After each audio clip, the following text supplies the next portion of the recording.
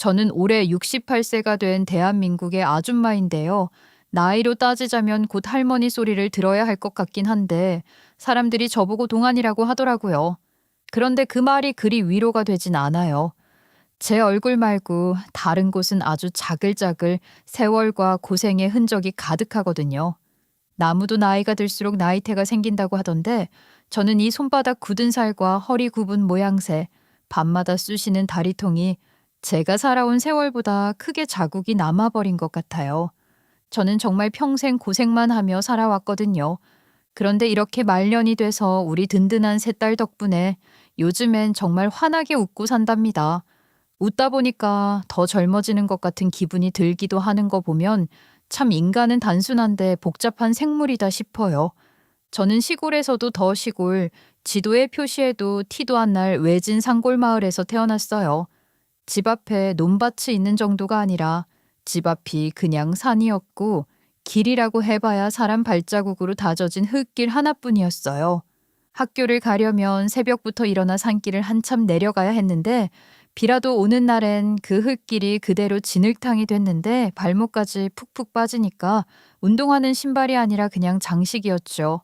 그래도 학교는 가야 하니까 질퍽거리는 길을 욕하면서 내려갔어요. 지금 생각해보면 그때부터 제 입이 좀 거칠어졌던 것 같네요. 문제는 우리가 새 옷은 꿈도 못 꿨고 언니랑 저는 교복 한 벌을 돌려 입었다는 거예요. 언니가 아침반이면 저는 오후반이었고 언니가 교복 입고 나가면 저는 집에서 기다리다가 언니가 돌아오면 바로 그 교복을 받아 입고 학교로 나갔어요. 제가 수업 끝나고 오면 그날 밤은 제 차례였죠. 교복을 빨아서 난로 앞에 널어두고 밤새 마르길 기다렸다가 다음날 다시 언니가 입고 나가는 거예요. 그게 저희 집의 현실이었고 그땐 저처럼 오후반에 학교 오는 애들은 거의 다 저랑 사정이 비슷해서 다들 그냥 그렇게 사는 줄 알았어요. 아버지는 소장농이셨어요. 남의 논밭 빌려서 농사 짓고 가을엔 품팔이 다니고 겨울엔 나무하러 산에 오르셨어요. 손에 굳은 살이 안 박힌 날이 없었고 허리는 늘 반쯤 꺾여 있었죠. 어머니는 장날마다 새벽 4시에 일어나셨어요. 메주랑 된장, 묵은 김치, 나물 묶음 들고 장에 나가셨는데 팔리는 날보다 남는 날이 훨씬 많았어요. 그래도 그렇게라도 안 하면 저희 남매 셋을 먹일 수가 없었거든요. 그래도 저는 어릴 때부터 공부를 잘했어요. 이건 제가 스스로 잘난 척 하려는 말이 아니라 그때 선생님들이 늘 하시던 말이었습니다. 영숙이는 머리가 좋으니까 도시 나가면 성공할 거야. 어때? 고등학교 졸업하면 일자리도 잘 구할 수 있을 텐데. 그 말을 들을 때마다 저는 괜히 가슴이 뛰었어요. 나도 여기 말고 다른 데서 살 수 있을까? 그런 상상을 혼자서 수십 번은 했던 것 같아요. 그런데 우리 집안 그런 여유가 없었습니다. 중학교를 졸업하자마자 진학은 꿈도 못 꿨고 교복만 벗으면 바로 밥벌이 생각을 해야 했죠. 선생님, 그런 말씀 해주셔서 감사한데요. 저희 집 형편 아시잖아요. 고등학교도 멀고 돈도 들고 더 공부하는 건 솔직히 욕심 같아요. 그래서 더 속상하네. 그래도 나중에 생각이 바뀌면 선생님 꼭 찾아와라. 네, 선생님. 나중에라도 기회가 오면 그땐 다시 생각해 볼게요. 하지만 저에겐 그 기회가 오지 않을 거라는 걸 알고 있었어요. 그때 언니는 이미 도시로 공장에 나가 있었고 저는 어머니 옆에서 장사 도우며 살았어요. 메주를 나르고 나무를 묶고 장이 끝나면 남은 물건을 다시 지게에 올리는 게 제 몫이었어요. 그러면서도 속으로는 늘 생각했죠. 공부해서 도시는 못 나가도 나도 얼른 밥벌이를 하고 싶다고요. 그 결심이 확 굳어졌던 날이 아직도 생생해요. 17살 때였나 한겨울이었는데 집에 쌀이 떨어졌어요. 그날따라 아버지는 일거리를 못 구하고 빈손으로 들어오셨어요. 어머니는 시장 갔다 돌아오며 울고 계셨는데 하루 종일 나가 있었는데도 추워서 그런지 사람도 없고 된장 한 덩이도 못 팔았다고 하시더라고요. 그날 저녁이었어요. 언니가 보낸 돈 봉투가 도착했습니다. 얇은 봉투 하나였는데 어머니는 그걸 받으면서 한참을 손에 쥐고만 계셨어요. 그리고 조용히 말씀하셨습니다. 이게 금은보화다. 그 얼굴이 아직도 기억납니다. 기쁜데 미안하고 고마운데 서러운 그 표정이요. 그때 저는 마음속으로 결심했어요. 나도 나가서 돈 벌어야겠다. 선택이라기보다는 당연한 수순 같았죠. 그래서 19에 서울로 올라왔어요. 큰 결심을 한 것 같았지만 사실은 도망에 가까웠어요. 게다가 말이 서울이지 사실은 그냥 여기에 일거리가 제일 많겠지 싶어서 무대 보러 올라온 거였거든요. 그렇게 처음엔 봉제 공장 구직 면접을 보러 다녔죠.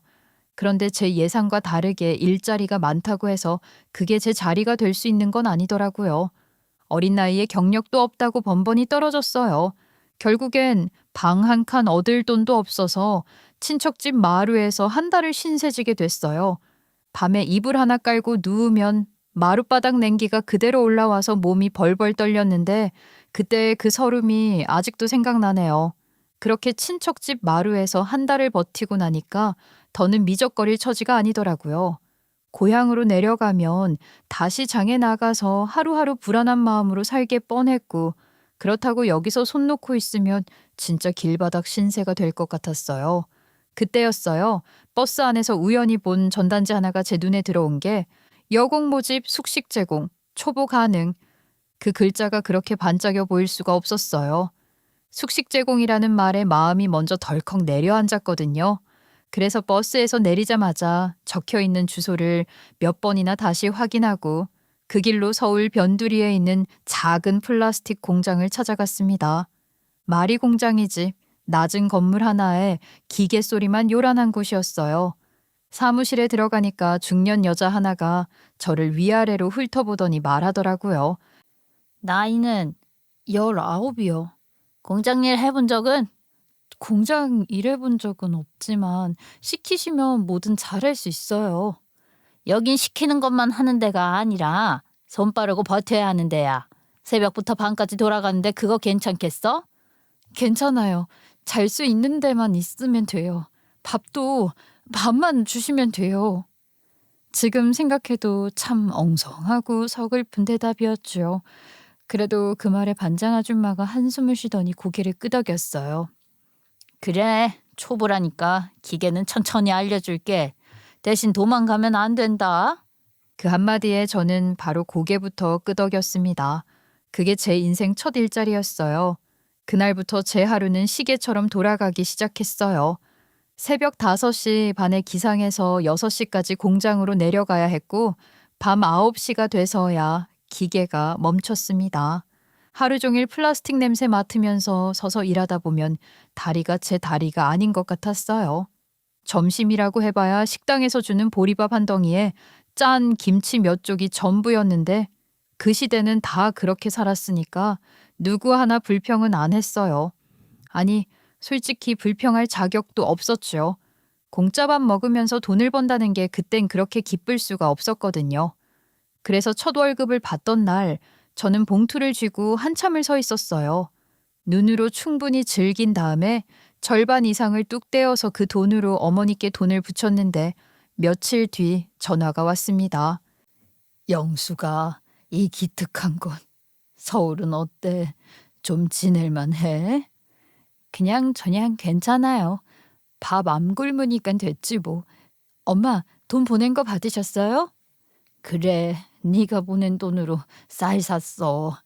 딸 잘 둔 덕에 엄마 아빠가 입에 풀칠하네. 미안하고 고맙다. 그 말 듣는데 괜히 눈물이 나더라고요.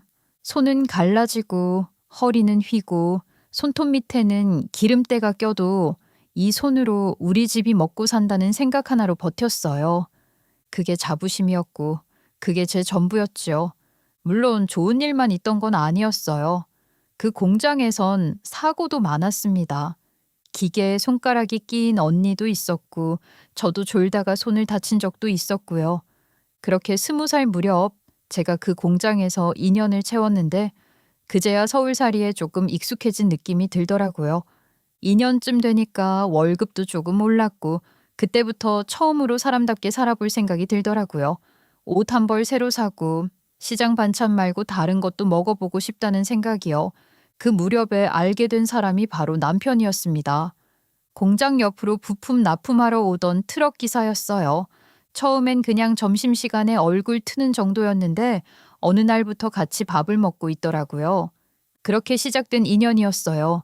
정신 차려보니 손을 잡고 있었고 더 정신 차려보니 그 사람과 결혼을 하고 난 후였습니다. 그땐 몰랐죠. 제가 살아온 삶 중 제일 고생했다 싶은 시대가 시골에 있을 때가 아니라 남편이랑 결혼한 다음에 열릴 줄은요. 남편은 결혼한 후에 갑자기 사업을 하겠다고 저랑 상의도 없이 매번 빚을 내는 거예요. 그리고 항상 갚는 건 제 몫이었죠. 그래서 저는 하루를 쪼개서 살았어요. 새벽에는 공장, 오후에는 마트 계산대, 밤에는 집에 와서 애들 얼굴 하나하나 확인하고 나면 그대로 쓰러지듯 잠들었죠. 솔직히 말하면 남편 하나만 놓고 보면 진작에 마음이 꺾였을지도 몰라요. 사업한다고 큰 소리만 치고 빚은 빚대로 늘리고 갚는 건 늘 제 몫이었으니까요. 그런데도 제가 버틴 이유요? 거창한 거 없었어요. 그냥 제 전부였던 아이들 셋 때문이었죠. 애들 얼굴 보면 아, 오늘도 안 죽고 버텼네 이런 생각이 들더라고요. 지금 생각하면 제가 참 단순하게 살긴 했어요. 큰딸, 둘째 딸, 막내딸. 세 자매였는데 신기하게도 한 번을 싸우질 않더라고요. 물론 저 없을 때 크고 작게 말다툼이야 했겠지만은 우리 애들은 참 애들답지 않게 컸어요. 제가 일 나가면 큰딸이 동생들 밥부터 챙겼고 둘째는 옆에서 막내 반찬 투정 안 하게 감시를 했고 막내는 쪼르르 언니들 따라다니면서 상 차리는 걸 도왔어요. 숙제도 서로 봐주고 장난감도 하나 사주면 셋이서 나눠 쓰는 게 당연한 집이었죠. 누구 하나 이건 내 거야 하고 떼쓰는 꼴을 거의 못 봤어요. 그래서 가끔은 속으로 그랬어요. 이 집이 가난한 건 맞는데 애들 마음까지 가난하진 않구나 하고요. 뭐 제가 그렇게 키웠다기보다는 환경이 애들을 철들게 만든 거죠. 그렇게 생각하면 참 미안합니다. 반면에 남편은 집에 들어오기만 하면 인상부터 썼어요. 딸 셋이라는 게 그렇게 마음에 안 들었나 봐요. 사실은 자기가 생각해도 자기가 너무 무능하니까 저랑 애들 탓하고 싶었던 거 다 알아요. 제가 다 모른 척 해주고 있던 건데 남편 놈 술만 마시면 같은 소리를 반복했죠. 아니, 집에 들어오면 죄다 기집애 될 뿐이야. 집안에 남자 구실할 사람이 없으니까 기가 다 죽어. 아들 하나만 있었어도 내가 이렇게까지 고생하면서 살 일은 없었어. 집안 꼴이 이러니까 되는 일이 없는 거야. 그래서 아들 있었으면 뭐가 달라졌는데? 빚 안 졌어? 사업 안 한다고 했을까? 애들 들으니까 그런 소리 좀 그만해. 애들 앞에서 이게 무슨 주태야? 뭐? 추태? 그거 봐. 기집 애들끼리 똘똘 뭉쳐서 아주 가장을 무시하고 말이야. 이래서 떡두꺼비 같은 아들이 있어야 했던 건데 썩을. 그 말을 듣는데 속에서 뭐가 울컥 올라왔지만 그때는 꾹 참았어요. 애들 앞이었거든요. 그래서 저는 입으로는 아무 말 안 하고 속으로만 그랬지요. 아들이 없어서 이 집이 이 모양이냐, 당신이 이 모양이라 이 집이 이 꼴이냐 하고요. 그래도 저는 딸들이 있어서 살았어요. 하루 종일 서서 일하고 다리가 퉁퉁 부어 집에 와도 애들이 엄마 왔다 하면서 달려오면 그걸로 됐어요. 세 딸은 공부도 곧잘 했고 마음씨도 고왔어요. 그게 그렇게 자랑스러울 수가 없더라고요. 큰딸은 어려운 살림에도 장학금 받으며 대학 가더니 대학 다니는 내내 등록금으로 제 마음 불안하게 한 적이 단 한 번도 없었습니다. 엄마, 이번 학기도 장학금 받아서 등록금 거의 안 나와. 엄마는 그냥 지금처럼만 조금만 버텨줘. 내가 공부해서 좋은 회사 들어가면 엄마 꼭 호강시켜 줄게. 둘째 딸은 또 달랐어요. 손재주가 참 좋았거든요. 전문대를 갈까 말까 하다가 스스로 미용 기술을 배우겠다고 하더라고요. 엄마, 나 그냥 바로 현장으로 나가보려고. 내가 언니보다 먼저 돈 벌러 가면 언니도 알바 하나는 좀 줄이지 않겠어? 야, 언니 졸업 얼마 안 남았어. 쓸데없는 소리 말고 너나 챙겨. 공부하기 싫어서 내 핑계 대는 거면 혼날 줄 알아? 언니, 내가 저번에 방 치우다가 언니 쓰레기통에 코피 묻은 휴지 봤거든. 무리하고 있는 거 다 알아. 언니가 우리 중에서 제일 큰일 할 사람이니까 내가 투자하는 거야. 막내딸은 그 둘 옆에서 말없이 고개만 끄덕이던 애였어요. 유난히 순하고 여렸고 늘 남 눈치부터 보는 애였죠. 엄마 말이면 뭐든 네 하고 혼날 짓을 해도 변명 한 번 안 하던 애라 저는 늘 막내가 제일 걱정이었어요.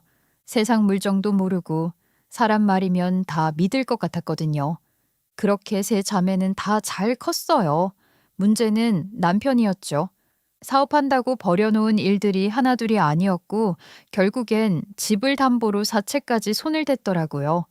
그 사실을 제가 알았을 때는 이미 늦었고요. 말다툼이 몇 번 크게 터졌고 그러고 얼마 안 가 남편은 도망가듯 세상을 떠났어요. 정확히 말하면 책임질 건 다 남겨두고 혼자 빠져나간 거였죠. 남은 건 빚뿐이었고요. 그래도 울 겨를은 없었어요. 장례 치르고 나자마자 채권자들이 들이닥쳤거든요. 이럴 때 보면 인생 참 친절하지도 않다 싶더라고요. 그런데도 제 곁을 지켜준 건 세 딸이었어요. 큰딸은 회계사 시험에 합격해서 회사를 다니기 시작했고 둘째 딸은 미용실을 차려서 빚 갚는 데 보탰고 막내딸은 대학을 졸업하고 은행에 취직했어요. 성실하기로는 어디 가서 빠지지 않는 애였죠. 그래서 더 걱정됐던 게 막내였어요. 너무 순해서 너무 착해서 세상이 함부로 대할까 봐요. 그런데 그런 막내가 어느 날 조심스럽게 말을 꺼냈어요. 결혼을 하겠다고요. 말 꺼낼 때부터 표정이 어찌나 조심스러운지 마치 잘못이라도 저지른 사람처럼 눈치를 보는데 처음엔 순간 사고라도 친 건가 했다니까요. 그런데 들어보니까 큰애랑 둘째가 아직 시집을 안 갔는데 자기가 먼저 가고 싶다고 하는 게 신경 쓰였었나 봐요. 그 말 듣고 저랑 두 딸들 모두 10년 감수했지 뭐예요. 그런 건 전혀 상관없다고 하니 얼마 뒤에 신랑감을 데려오더라고요. 예비 사위가 중소기업 사장 아들이었어요. 그 말 듣고 속으로는 그래도 굶고 살지는 않겠네 싶었습니다. 상견례를 해보니 사돈댁 첫인상도 겉보기엔 점잖았고 말투도 나긋했고 돈도 좀 있어 보였어요. 솔직히 말하면 그때 저는 마음을 좀 내려놨어요. 막내 인생에 드디어 순풍이 부나 싶었거든요. 문제는 결혼 준비를 시작하면서부터였어요. 예단 얘기가 나오는데 바깥 사돈이 집을 해준다고 했는데 우리 쪽에서는 3천밖에 못 해주는 형편이었거든요. 그 돈으로 혼수도 비싼 건 꿈도 못 꾸고 작년 제품으로 2월된 가전들 하나하나 골라서 맞췄죠. 그리고 그 돈도 이런 말하기 부끄럽지만 제가 보태준 것도 아니고 막내가 직장 다니면서 모아둔 돈이 딱 3천이었는데 그 돈을 혼수로 다 쓴 거예요. 그러니까 말 그대로 있는 거 없는 거 다 긁어모은 결혼이었죠. 그런데 안사돈이라는 사람은 만날 때마다 그걸 꼭 입에 올렸어요. 집 보러 다닐 때도 한복 맞추러 갈 때도 말만 나오면 생색이었습니다. 요즘 세상에 집 해주는 시댁이 몇이나 된다고요? 저희도 참 큰 맘 먹은 거예요. 하나 있는 아들 장가 보내면서 이만큼 해주는 집 흔치 않아요. 그렇지 않아요, 사돈. 요즘은 다 반반이니 뭐니 각자 알아서 하는데 말이죠. 그러게요. 쉽지 않은 결정이셨을 텐데 고생 많으셨어요. 저희도 형편 되는 만큼은 다 하려고 애쓰고 있어요. 에이, 뭐 형편이야 다들 어렵지요. 그래도 하나뿐인 자식 결혼이니까 체면도 있고 무리도 하고 그러는 거죠 뭐. 사돈댁은 딸만 셋이니 부담 드리려는 건 아니지만 나중에 여유되면 성의 한번 보여주세요, 사돈. 그 말을 들으면서 속으로는 부글부글했지만 겉으로는 웃고 넘겼어요. 사위가 워낙 서글서글했고 말도 예쁘게 하고 막내한테 잘하는 게 눈에 보였거든요. 그래서 저는 애써 화를 사기며 괜히 초치지 않게 노력하는 게 고작이었네요. 솔직히 집 해주시는 게 정말 큰 도움이기도 했고 결혼이라는 게 집안 대 집안 만남이긴 하지만 결국 같이 사는 건 애들이니까요. 그런데 결혼식을 치르고 나니까 말도 안 되는 소식이 들려왔어요. 막내네가 들어가기로 했던 신혼집이 전세 사기를 당했다는 거예요. 처음엔 귀를 의심했어요. 저는 바깥 사돈이 집을 해준다고 해서 당연히 매매인 줄 알았는데 알고 보니 전세였고 심지어는 그 전세금 통째로 날아갔다고 하니까요. 어처구니가 없어서 말이 안 나오더라고요. 그때 바깥 사돈이 뭐라고 했는지 아세요? 신혼집을 다시 마련해 줄 때까지 일단은 시댁에 들어와 살라고 했대요. 그래서 고생해서 맞춘 혼수는 가정 가구는 물건 맡아주는 창고에 보관해 두고 막내는 울며 겨자 먹기로 시댁으로 들어갈 수밖에 없었어요. 그 얘기를 듣는 순간 제 속이 그냥 터져버리는 줄 알았어요. 제가 돈이 있었으면요. 작은 방이라도 딸 숨 좀 쉬면서 살 공간은 만들어줬을 텐데 그럴 능력이 없어서 우리 딸이 시집살이를 하게 생겼구나. 너무 한스럽더라고요. 그래도 엄마 마음이란 게 그렇잖아요. 딸이 시댁 가서 사는데 미움 받길 바라겠어요? 어떻게든 이쁨 받길 바라지. 그래서 제가 할 수 있는 걸 했어요. 사위가 유난히 제 반찬을 좋아했거든요. 특히 고등어 조림을 그렇게 좋아하더라고요. 그래서 저는 일주일에 한 번은 꼭 반찬을 챙겨 보냈어요. 딸내 먹으라고도 하고 시댁 쪽에도 생색 좀 내자는 마음도 있었죠. 그런데 어느 날부터 막내가 반찬 받으러 올 때마다 얼굴이 점점 어두워지는 거예요. 물어보면 늘 같은 대답이었어요. 그냥 피곤하다고, 회사 일이 많다고. 그런데 엄마 촉이라는 게 있잖아요. 그 말이 진짜일 때랑 숨길 때랑 느낌이 다르거든요. 아니나 다를까? 며칠 뒤에 큰딸한테 전화가 왔어요. 엄마, 이 얘기 지금 하는 게 맞는지 모르겠는데 안 들으면 더 문제될 것 같아서 말할게. 막내가 엄마 걱정할까 봐 말 안 한 것 같은데 시댁에서 혼수 고작 3천에 왔다고 사람 취급도 안 하고 부려먹고 있대. 뭐? 부려먹는다고? 설마 요즘 세상에 그런 집이 있어? 엄마가 생각하는 그 설마 맞아. 내가 화가 나서 정말. 제삿날 하루 종일 일 시키고 전 부치다 손대었는데도 며느리는 원래 손에 굳은 살 놔야 한다고 계속 전이나 붙이라고 했대. 약 바를 시간도 안 줬으면서 다른 친척들 앞에서 사람 취급도 안 하고 일만 시켰다는 거 있지.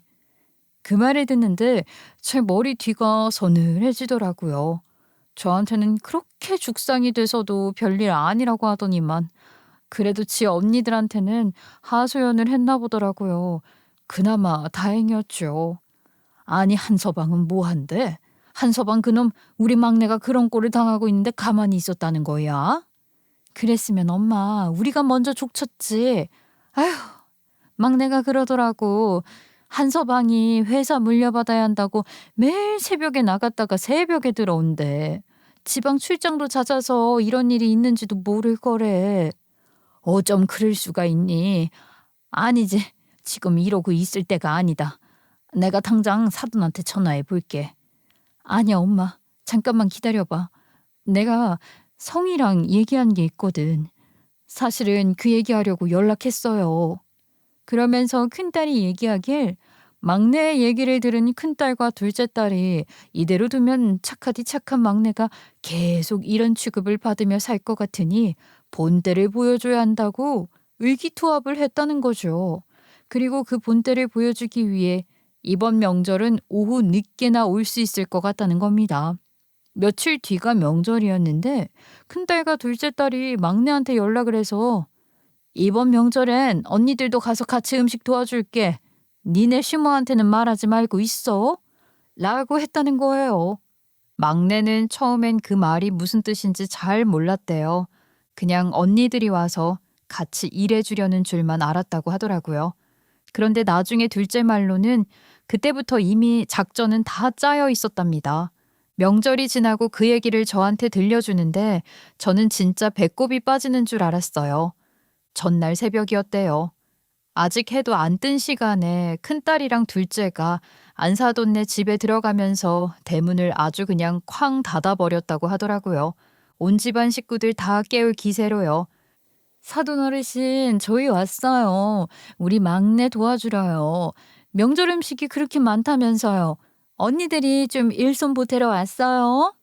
안사돈이 잠옷 차림으로 문 열고 나왔는데 얼굴에 이게 지금 무슨 상황이야? 가 그대로 써 있었다고 해요. 아니 사돈 처녀들이 여기는 무슨 일이야? 아침 대바람부터 뭐 이런 큰 소리를 내요? 저희 막내 동생이 손이 느리다고 그렇게 타박을 하신다길래요. 언니들인 저희가 와서 좀 빨리 도와드리려고요. 언니가 전 부칠 동안 제가 설거지 할게요. 아유 얼마나 다행이에요. 저희가 아직 시집을 안 가서 이렇게 사돈 어르신 댁 일도 도와드릴 수 있고. 어허. 둘째는 그때부터 바로 움직였다고 하더라고요. 그릇을 거의 던지다시피 휙휙 치워서 쨍그랑 소리가 계속 울렸고요. 큰딸은 전을 맡았는데 그게 또 과간이었대요. 불 조절도 안 하고 뒤집는 타이밍도 엉망으로 해서 전을 하나같이 다 태워 먹었다는 거예요. 집안에 탄내가 진동을 하니까 안 싸더니 기겁을 하면서 큰딸을 밀쳤다는 겁니다. 아니 이게 무슨 난리야? 도와주러 왔다더니 일을 더 만들어. 큰딸이 그 힘에 툭 밀렸는데 그 순간 큰딸 손에 기름이 자글자글한 뒤집개가 눈에 들어왔다 이거죠. 큰딸이 실수인 척 뒤집개로 안 싸던 손등을 탁 쳤고 안 싸더니 뜨겁다고 소리를 지르면서 손을 털었대요. 아이고 어떡해. 그러게 불 앞에서는 조심하셔야죠. 아 맞다. 전 부치다 손 대이면 훈장이라면서요. 우리 동생한테도 그렇게 말씀하셨다면서요. 며느리는 원래 손에 굳은 살 놔야 한다고요. 제가 아직 미혼이라 이런데 좀 미숙하네요. 사돈 어르신도 오늘 훈장 하나 받으신 건데 말이에요. 안 싸드는 얼굴이 새빨개져서 나가라고 소리를 질렀다는데 딸들은 시치미를 딱 떼고 전 다 붙이고 나갈 거라고 버텼대요. 그때쯤 사위도 상황을 눈치채고 나왔는데 얼굴에 땀이 줄줄 흘렀다고 하더라고요. 본인이 다 정리하겠다고 제발 그만하자고 말리는데도 둘째가 거기서 가만히 있을 애가 아니거든요. 사돈어른, 혹시 사돈어른네 교회에 갈비집 사모님 아시죠? 그분이 저희 미용실 단골이거든요. 제가 어제 머리 해드리면서 사돈어른이 교회에서는 천사처럼 굴면서 집에서는 며느리 손등 댈 때까지 약도 안 주고 일 시켰다고 말씀드렸어요. 엄청 놀라시더라고요. 그 말이 떨어지자마자 집안이 완전 아수라장이 됐다고 하더라고요. 엄마, 내가 더 할 수 있었는데 한서방이 진짜 얼굴이 새파랗게 질려서 싹싹 비는데 그거 불쌍해서 봐줬어. 딸들 얘기를 어머어머하고 듣다가 결국 깔깔 한참을 웃었지 뭐예요. 그런데 그 일이 있고 얼마 안 가서 안사돈한테 전화가 오지 뭐예요.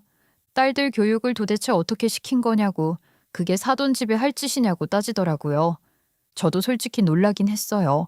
우리 애들이 어릴 때부터 철이 금방 들어서 이런 면모가 있는 줄은 몰랐거든요. 그런데 제가 여기서 사돈한테 사과를 하면 우리 애들 노력이 물거품이 되지 않겠어요?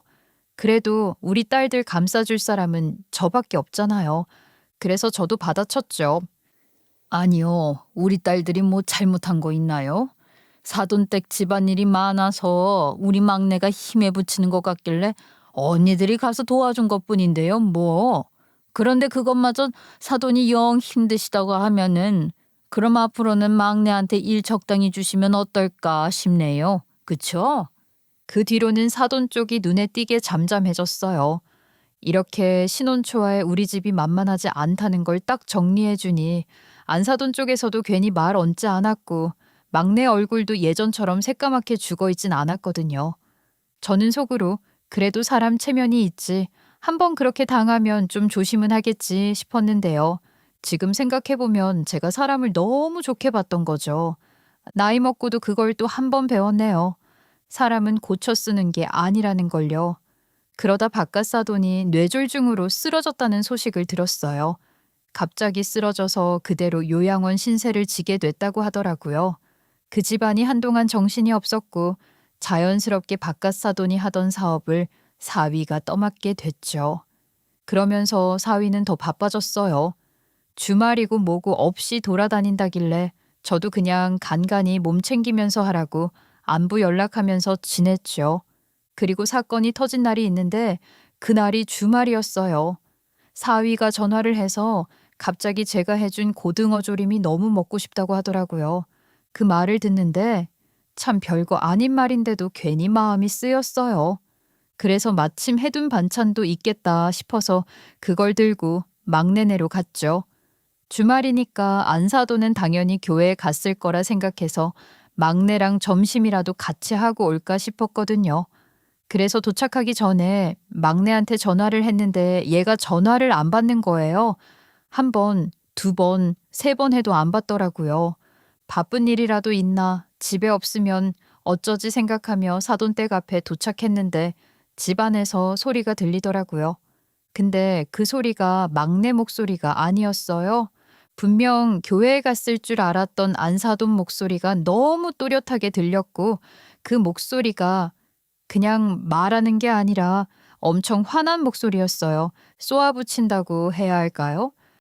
꿀랑 삼천 갖고 와서 이게 뭐야 이게. 내가 진짜 참고 참았는데 이제는 더 못 참겠다. 돈을 안 들고 왔으면 몸으로라도 때워야 하는 거 아니니? 너 이렇게 어영부영 넘어가다가 우리 아들 사장되면 그 밑에 붙어서 거머리처럼 살 생각이었던 거 아니야? 어머님, 그게 무슨 말씀이세요? 저 그런 생각 전혀 없었어요. 일단 제 얘기 좀 들어보세요. 닥쳐라. 말은 무슨 말이야. 내가 말이야. 니네 엄마가 해오는 고등어 반찬 하나로 생색내는 것도 아주 꼴보기 싫어 죽는 줄 알았다. 싸게 들어왔으면 싸게 굴어야지 어디서 주제도 모르고. 그쯤 들어도 무슨 상황인지 알겠더라고요. 저는 급하게 벨을 눌렀고 안사돈이 문을 열자마자 거의 밀치듯 집 안으로 들어갔죠. 솔직히 말하면 예의 차릴 정신은 이미 진작에 사라진 상태였었어요. 그런데 집 안에 들어가는 순간 정말 머리가 하얘지더라고요. 막내는 거실 한가운데 서 있었는데 뺨이 벌겋게 부어 있었어요. 누가 봐도 방금 맞은 얼굴이더라고요. 그 얼굴을 보는 순간 정말 손이 부들부들 떨렸습니다. 너 맞지? 이거 뺨이 왜 이래? 그 말에 막내가 아무 말도 못하고 하염없이 눈물이 쏟더라고요. 그걸 보는 순간 제 안에서 뭔가가 끊어졌어요. 저는 그대로 안사돈을 돌아봤어요. 당신이 뭔데 내 딸 얼굴에 손을 대. 제정신이야? 내 손에 죽고 싶어? 제가 소리를 질렀더니 안사돈이 저를 위아래로 훑어보더니 오히려 눈을 치켜뜨고 이렇게 말하더라고요.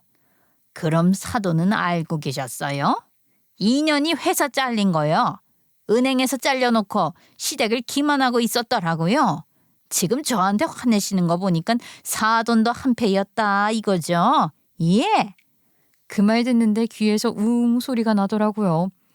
아니, 막내가 회사에서 잘렸다고? 저도 완전 처음 듣는 말이었거든요. 그래서요. 그래서 사람을 때려도 되는 거예요? 세상에 어떤 부모가 애들 회사 잘렸다고 뺨을 때려요? 아이고 말 참 잘하시네. 전에 사돈 처녀들이 쳐들어와서 집안 뒤집어 놨을 때도 내가 참고 넘어갔어요. 그런데 며느리가 여태까지 회사 잘린 거 속이고 있었던 걸 제가 엊그제야 알게 됐네요. 딸들 교육 참 잘 시키셨어요. 아주 대단하십니다. 그러면서 이런 사기꾼년을 며느리로 데리고 살 수 없으니 데리고 나가라면서 아주 길길이 날뛰더라고요. 그날 일은요, 나중에 막내한테서 다 들었어요. 그 자리에서는 정신이 너무 없어서 제대로 묻지도 못했거든요. 막내 말로는 코시국 한창일 때 인원 감축이 있었고 그때 막내가 해고 대상자가 됐다고 하더라고요. 은행이라는 데가 겉으로는 멀쩡해 보여도 위에서 자르기로 마음먹으면 이유 같은 건 중요하지도 않잖아요. 막내는 그걸 저한테도 바로 말 못했대요. 괜히 제가 더 걱정할까 봐서요. 그런데 문제는 안사돈이었죠. 그 여자가 알면 분가도 더 안 시키고 사람 하나를 잡아먹을 기세로 드자비를 할 게 뻔해서 숨기고 있었다는 거예요. 그러다 낮 시간에 우연히 밖에서 딱 마주쳤는데 그때 모든 게 들통이 났다고 하더라고요. 안사돈이 어디서 들었는지 회사 얘기를 꺼냈고 막내가 얼버무리다가 결국 다 알게 됐다는 거죠. 그 얘기를 듣는데요. 희한하게도 막내한테는 화가 하나도 안 났어요. 거짓말했다고 혼내고 싶은 마음도 없었고요. 이유가 어쨌든 그때도 사돈이라는 그 여자한테 화가 나서 피가 거꾸로 솟는 느낌이 딱 들더군요. 사람을 얼마나 몰아붙였으면 애가 저런 걸 숨기고 살았을까 싶어서요. 그래서 저는 그날 한치도 물러설 생각이 없었어요. 안사돈 바로 앞까지 걸어가서 제 입에서 생각나는 대로 말을 다 쏟아냈죠. 당신이 얼마나 개같이 굴었으면 애가 거짓말을 했겠어. 왜 숨기고 살았겠냐고. 그리고 그 삼촌이요. 우리 딸이 자기 피땀 흘려 번 돈이에요. 당신 아들 덕 본 적 한 푼도 없고 아들 잘 둔 덕에 호강한 것도 없어요. 취직이야 다시 하면 되는 건데 고작 그딴 것 때문에 애한테 손을 올렸단 말이야. 아이고 말은 참 번지르르하게 하시네. 그럼 돈 많은 그쪽이 딸 집이라도 해주시지 그랬어요. 말로는 딸 위하는 척 다하면서 딸이 하녀처럼 살아도 꼼짝도 안 했잖아요. 아주 대단한 엄마 납시셨어요. 그쵸? 와, 그 말을 듣는데요. 순간 숨이 막히는 것 같았어요. 사람 말이라는 게 어디까지 가나. 그걸 그날 제대로 봤네요. 그런데 그때 막내가 제 뒤에서 울먹이면서 입을 열었어요. 죄송해요, 엄마. 다 제가 잘못했어요. 더 말 커지기 전에 그냥 제가 나갈게요. 제가 나가면 되잖아요. 그 말이요. 진짜로 제 심장을 그대로 후벼 팠어요. 그런 막내를 보니까 분노가 아니라 어떤 결심 같은 게 생기더라고요. 네가 왜 나가? 네가 뭘 잘못했는데? 그리고는 더 이상 그 여자랑 말 안 섞었어요. 저는 바로 휴대폰을 꺼내서 막내 얼굴부터 찍고 각도 바꿔서 한 번 더 찍고 뺨이 얼마나 부었는지 잘 나오게 몇 장 더 찍었지요. 안사돈이 그걸 보더니 또 뭐라 떠들었지만 그 말은 제 귀에 들어오지도 않았어요. 사진 제대로 찍혔는지 확인하고 그대로 큰딸한테 전화를 걸었죠. 첫째야. 전에 네가 말했던 그 서류 있지?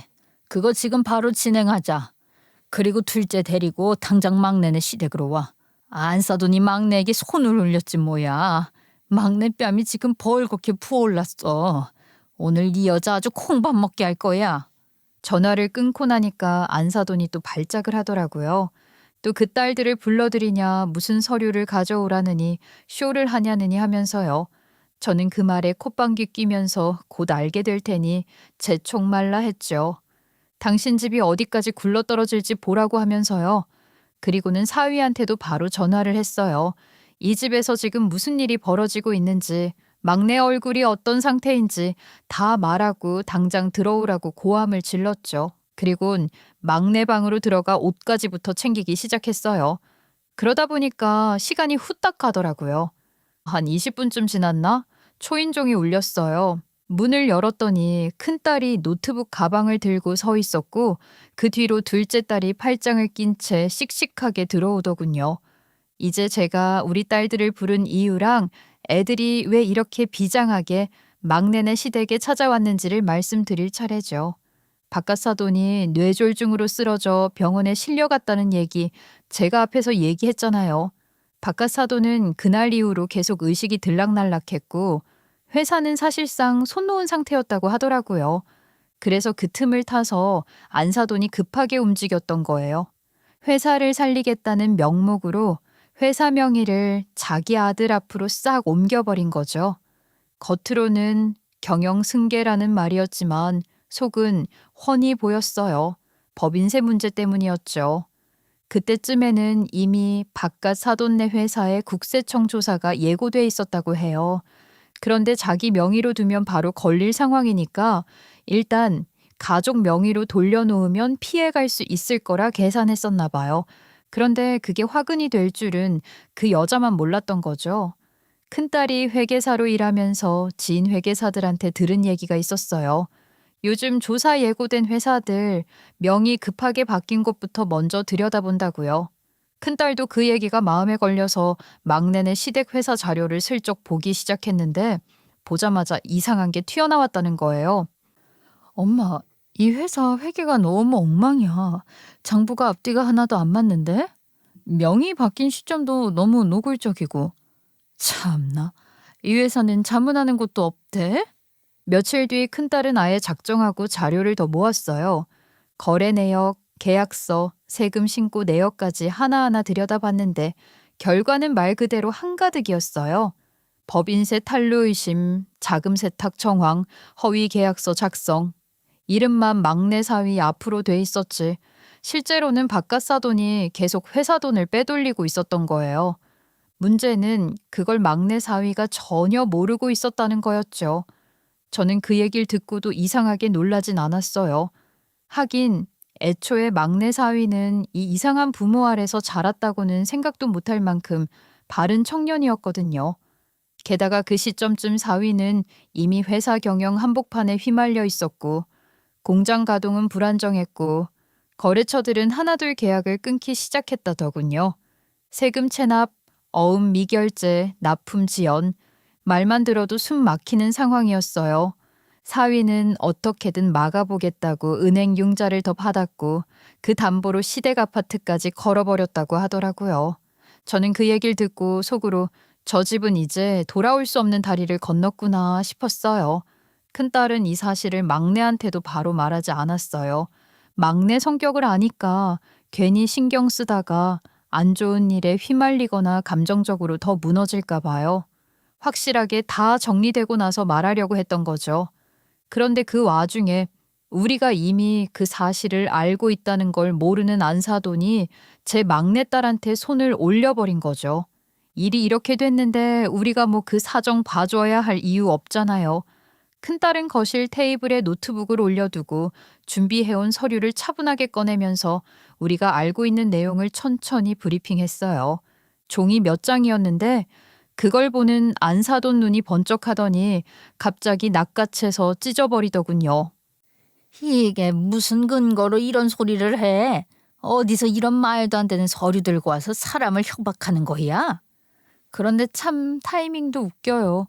그때 마침 사위가 헐레벌떡 들어왔는데 숨이 가쁜 얼굴로 상황을 훑어보더니 뭔가 심상치 않다는 걸 느낀 모양이더라고요. 이게 지금 무슨 일이에요? 안사도는 사위 얼굴을 보자마자 눈이 뒤집히더니 손에 남아있던 서류 조각을 그대로 사위 얼굴에 던졌어요. 이게 다 너 때문이야. 네 아버지 쓰러진 지 얼마나 됐다고 회사를 이렇게 다 말아먹어. 너 대체 뭘 한 거야? 집안에 다시 고성이 울렸는데 사위는 의외로 차분한 얼굴로 입을 열더라고요. 어머니, 회사는 제가 망친 게 아니에요. 원래 이렇게 무너질 회사였어요. 제가 경영을 못한 게 아니라 우리 아버지가 우리한테 아무 말도 안 했을 뿐이지 이미 한참 전부터 다 엉망이었다고요. 사위 말이 끝나자마자 안사돈이 그 자리에 그대로 굳더니 다음 순간엔 자기 아들 멱살부터 잡더군요. 믿기지가 않는다는 얼굴이었어요. 아니, 믿고 싶지 않은 얼굴이었죠. 말도 안 돼. 그럴 리 없어. 네 아버지가 평생 키운 애자야. 네가 그 안에 들어가서 몇 달이나 됐다고 회사가 원래 망할 회사였다는 말을 그렇게 쉽게 입에 올릴 수가 있어. 내가 지금 너 입에서 그런 말 듣자고 여기까지 온 줄 알아? 어머니, 저도 처음엔 그렇게 믿고 싶었어요. 제가 부족해서 회사가 흔들리는 거라고요. 그런데 장부를 하나하나 보니까 제가 손대기도 전부터 이미 손 쓸 도리가 없는 상태였다고요. 저한테 미리 알려주기라도 하셨으면 저도 이딴 선택 안 했을 거예요. 그걸 어떻게든 살려보겠다고 제가 힘쓴 건 보이지도 않으세요? 그래서 네가 잘했다는 거야? 우리 몰래 이 집을 담보 세운 게 잘한 거냐고? 말은 사위한테 쏟아붓고 있었지만 눈은 계속 큰딸 쪽으로 돌아가더라고요. 큰딸은 그 와중에도 표정 하나 안 변했어요. 노트북을 닫고 서류 가방을 정리하더니 아주 담담하게 말했죠. 이제 끝이에요. 이미 국세청에 신고 들어갔고요. 세무조사 바로 시작됩니다. 그리고 아파트 담보권은 제가 인수했어요. 이 집도 이제 제 명의로 넘어올 거예요. 그 말이 떨어지자 안사돈 얼굴이 순식간에 무너졌어요. 방금 전까지만 해도 고래고래 소리치던 사람이 그 자리에서 털썩 무릎을 꿇더군요. 정말 말 그대로 주저앉았어요. 그건 안 돼. 그건 안 돼요. 회사에 어떻게 되든 상관없다 쳐도 이 집은 안 돼요. 이 집은 우리 전 재산이에요. 나보고 늙어서 길바닥에 나 앉으라는 거예요, 지금. 그 모습을 보면서도 저는 아무 말이 안 나오더군요. 연민이냐고요? 아니요. 그냥 이제 와서 저 말을 한다는 게 너무 늦었다는 생각뿐이었어요. 큰딸은 그 앞에서도 눈 하나 깜빡하지 않았어요. 그럼 저한테 돈 주고 사 가시던가요? 그 한마디에 안 싸던 얼굴이 다시 일그러졌어요. 그리고 다음 순간 갑자기 사위 쪽으로 달려들더니 손을 들더군요. 아, 원래 이렇게 손을 잘 올리는 사람이었구나 단번에 알겠더라고요. 그런데 이번에는 달랐어요. 사위가 그 손을 확 잡아챘거든요. 이제 그만하세요. 어머니가 만든 일은 어머니가 책임지셔야 합니다. 그 말이 나오자 안사돈은 그대로 무너졌어요. 바닥에 주저앉아서 울부짖기 시작하더군요. 그 모습을 보고 있자니 그동안 쌓아 올린 체면이니 자존심이니 그런 게 참 무슨 소용인가 싶었네요. 그 와중에 막내를 봤어요. 막내도 많이 놀란 눈이었어요. 하지만 이 참상에서 고개를 돌리지는 않더군요. 그냥 문 앞에 가만히 서서 딱 한 번 숨을 깊게 들이마셨다가 내쉬었어요. 그리고는 아무 말 없이 혼자서 현관문을 열고 나가더라고요. 뒤에 한 번 돌아보지도 않았고요. 사위는 그 자리에 그대로 남아 있었어요. 떠나는 막내를 붙잡지도 못하고 벽에 기대 앉아서 머리를 감싸준 채 한동안 움직이지도 못하더군요. 나중에 사위한테 들은 얘긴데 그동안 회사를 살려보겠다고 주말이고 새벽이고 가릴 것 없이 돌아다녔다고 하더라고요. 하루에 몇 시간 못 자고 여기저기 돈 빌리러 다니고 해결책 찾으려고 전국 팔도를 돌아다녔다고요. 그러면서 막내한테는 제대로 신경도 못 쓴 것 같다고 저한테도 죄송하다고 울면서 사죄를 하는데 참 씁쓸했습니다. 그런데 인생이란 게요. 노력했다고 다 용서받을 수 있는 건 아니잖아요. 며칠 뒤 세무조사 결과가 나왔고 탈세 사실이 그대로 드러났어요.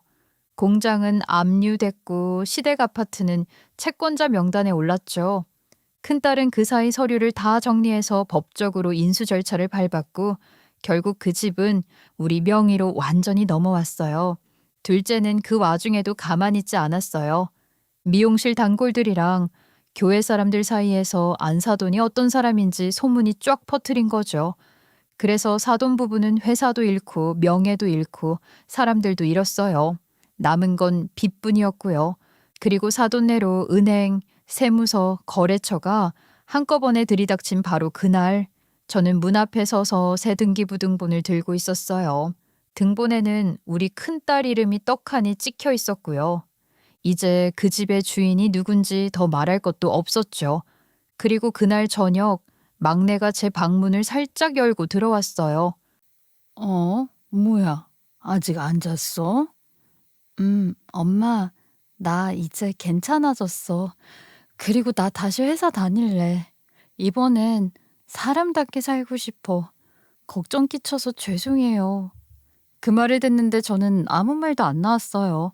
대신 막내 머리만 가만히 쓸어줬어요. 입안에서는 여러 말이 떠오르는데 적절한 말이 생각나지 않더라고요. 그래서 고르고 고른 말이 고작 이거였습니다. 그 뭐냐? 한서방이랑은 어떻게 하기로 한 거야? 갈라서기로 한 거야? 그러자 막내는 씁쓸하게 웃으면서 이혼하자는 말은 아직 안 했지만 일단은 별거를 하면서 서로 생각할 시간을 갖자고 했대요. 저는 그 얘기를 듣고 고개만 끄덕였어요. 사실 마음속으로는 이미 답을 알고 있었거든요.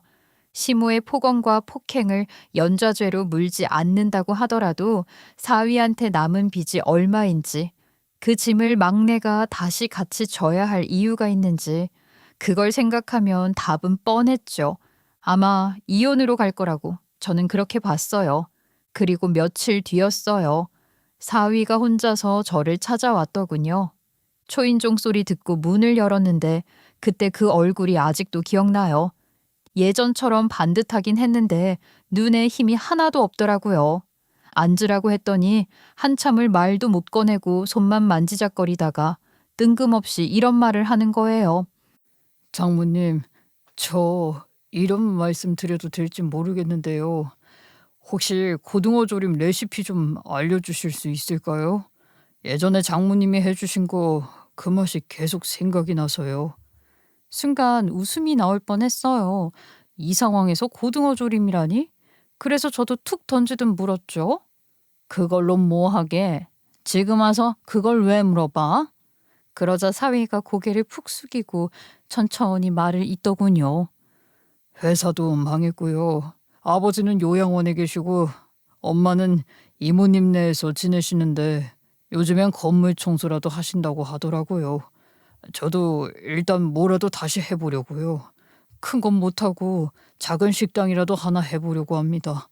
다시 시작할 수 있을지는 모르겠지만 그래도 빚은 제가 갚아야 하니까요. 그 말을 듣는데 마음이 참 묘했어요. 미운 마음이 완전히 사라진 건 아니었지만 그렇다고 돌 던지고 싶은 마음도 아니었거든요. 저는 잠시 생각하다가 고개를 끄덕였어요. 그리고는 부엌으로 가서 종이랑 펜을 꺼냈죠. 사위가 그렇게 좋아했던 고등어 조림 레시피를 하나하나 적어 내려갔어요.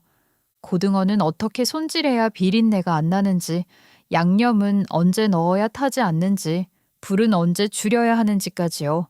사위는 그걸 받아들고 한참을 들여다보다가 갑자기 고개를 숙이더군요. 장모님, 저 평생 속죄하며 살겠습니다. 제가 더 잘했어야 했는데 죄송합니다. 저는 그 말에 뭐라 대답하지 않았어요. 대신 그냥 한마디만 했죠.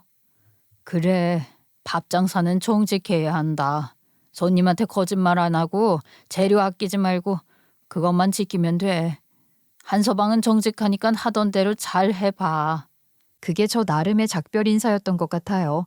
얼마 뒤 막내랑 사위는 결국 합의 이혼을 했어요. 말 많지 않게 조용히요. 그렇게 시간이 흘러서 어느덧 3년이 지났네요. 지금 저는 시집 갔다 다시 돌아온 우리 막내랑 같이 살고 있어요. 막내는 은행에 다시 취직해서 평사원으로 열심히 다니고 있고요. 예전처럼 말없이 꾹 참고만 사는 얼굴은 아니에요. 주말이면 저한테 밥을 차려주고요. 어느 순간부터 애들이 그랬거든요. 이제 자기들이 할 테니까 엄마는 쉬라고요. 그 말 듣는데 괜히 눈물이 핑 돌았어요. 예전엔 제가 애들 먹이겠다고 허리 휘도록 일했는데 이제는 애가 저한테 쉬라고 하니까요. 큰딸은 여전히 회계법인 다니면서 집안의 든든한 버팀목 노릇을 하고 있고요. 둘째 미용실은 예약이 밀려서 문 열자마자 손님이 줄을 서요. 얼마나 든든한지 모르겠어요. 딸 셋이 모이면 아직도 그 얘기가 빠지질 않아요. 엄마, 그때 그 아줌마 표정 아직도 생각난다니까? 진짜 눈이 동그래져서 말도 못하던 거. 그러게, 3천짜리 며느리가 집주인이 될 줄은 꿈에도 몰랐을 거야. 그 말에 저도 모르게 웃음이 나와요. 세상에 이런 통쾌한 복수가 또 있을까 싶다가도 한편으로는 인생 참 아이러니하다는 생각이 들죠. 그 집은 지금 세를 주고 있어요. 한때 우리 딸이 눈물로 버텼던 그 집이 이제는 우리 가족의 자산이 돼 있다니 아직도 가끔은 실감이 안 나요. 가끔 이전 안 사돈 근황도 들려요. 지금은 외곽 쪽 반지하에서 혼자 산다더군요. 사람들은 그 여자를 피하고 교회에서도 쫓겨났다고 하고요. 이게 바로 인과응보구나 싶었어요. 사위였던 그 사람 소식도 들리긴 해요. 청년 고등어 식당인지 뭔지 하는 작은 식당을 차렸다고 하더군요. 가게는 작지만 장사는 좀 된다고 하니 다행이죠. 이제는 그냥 잘 살았으면 좋겠다고 생각해요. 막내는 요즘 가끔 이런 말도 해요. 엄마, 나 이제 결혼 같은 거 안 할래. 그냥 엄마랑 같이 살면 안 돼? 저는 웃으면서 그러죠. 편하게 생각하라고요. 인생에 정답은 없다고요. 삶은 참 이상해요. 제가 얼마나 힘들게 살았는지 한때는 아무것도 없어서 눈물을 간장 삼아 밥을 삼키던 시절도 있었는데 지금은 이렇게 마음 편히 웃고 있잖아요.